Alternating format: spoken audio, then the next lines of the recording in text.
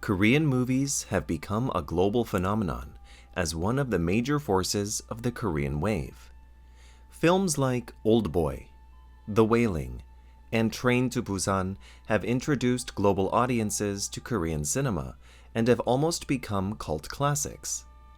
Others like Parasite and Burning have become critically acclaimed award winners, expanding the phenomenon of Korean filmmaking to the next level.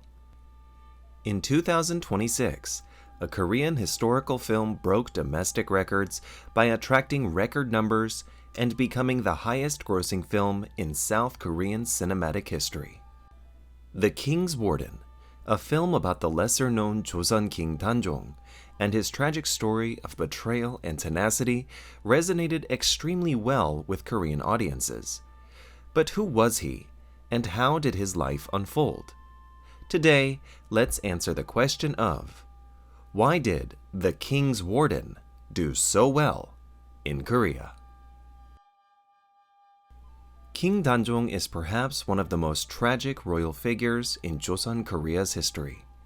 The grandson of King Sejong the Great, he was born during the golden age of cultural, social, and technological innovation during his grandfather's reign. His father, King Munjong, was the fifth Joseon king and died when Danjong was only 11 years old. This thrust him onto the throne at such a young age that he was actually unable to rule without the help of guardians appointed by his father and grandfather.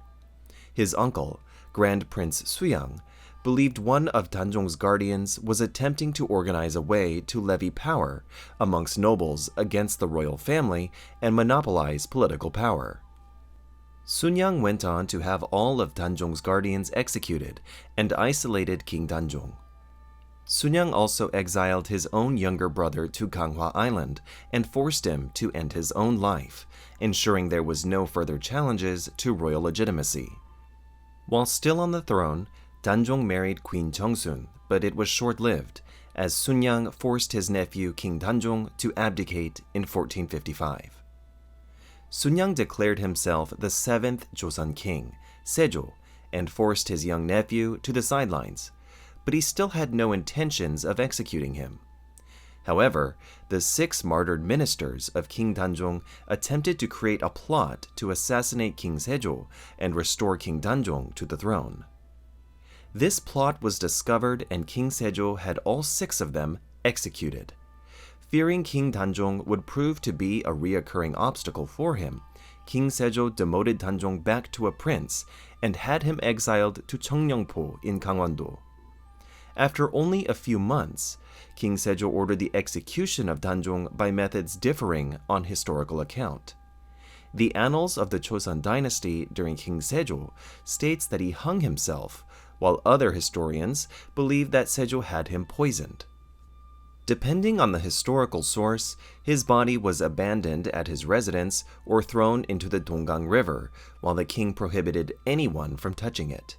This was a huge insult according to Confucian values, and Joseon culture as a whole, showing just how concerned with legitimacy King Sejo was. The village headman, Heung-do, secretly retrieved Danjong's body and buried it nearby, where it still rests today. The story of King Danjong is one that is shrouded in tragedy and has been told and retold over the centuries, muddying the details. Between the annals of the Joseon dynasty, later historical records, and stories told through generations, the King's Warden did in fact take certain creative liberties. In the movie, the focus is largely on Heung-do. His relationship with King Danjong in the movie is one of apprehensive suspicion at first, but in an attempt to gain favor and wealth from the capital, eventually befriended the exiled king. Danjong, initially sullen, depressed, and refusing to eat, is eventually nursed back to full health by Heung-do and the villagers. As allies once again try to overthrow King Sejo and reinstate Danjong as king, Danjong chooses to join his compatriots, but they are eventually stopped and captured by King Sejo's soldiers.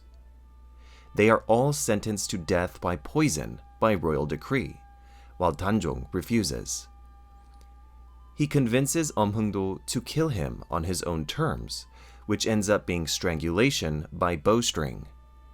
Danjong's body is thrown into the river, where it is later secretly retrieved by Heung-do and buried. The King's Warden makes use of both historical accounts to maintain as much historical authenticity as possible. In real life, with his title stripped, both him and his wife were not known as the king and queen. 240 years later, during the reign of King Sukjong, scholars proposed restoring their titles, and it was granted. Today, King Danjong and Queen Jeongsun are honored every year during the annual Jongmyo-jeore, along with all the previous Joseon kings. The story of King Danjong in The King's Warden is well known, but what caused the movie to become so successful? Historical movies like The Admiral, Roaring Currents, which covers battles by the legendary Admiral Lee Sun-shin, were major successes, but he is a much more well-known figure than King Danjong. Aside from casting acclaimed actors like Yoo Hae-jin and Park Ji-hoon, the story taps into the tropes Korean audiences gravitate towards. A shared appreciation for Korea's rich history, mixed with the tragic story of King Danjong himself, made for a perfect storm. Even before the movie was released, contemporary historians likened King Danjong's life and death as almost Shakespearean in nature, proving that it is a story that has stood the test of time. Movies like Ode to My Father, a story about one family surviving after the Korean War, produced similar sentiments. It applied a type of collective generational thinking that makes it almost universally sentimental to even modern Koreans who never had these types of experiences. The success of the film itself has made Cheongryongpo, where King Danjong was exiled, a major international tourist attraction, while also teaching international audiences about Korean history through the lens of excellent filmmaking. His legacy is perhaps a testament to the compassion humans inertly have, regardless of where they live or what culture they hail from. While King Danjong died more than 500 years ago, his life and death touches people all around the world and continues to create avenues to learn about Korean history. If you like this video, please leave a like, comment, and subscribe so you can see more videos just like this.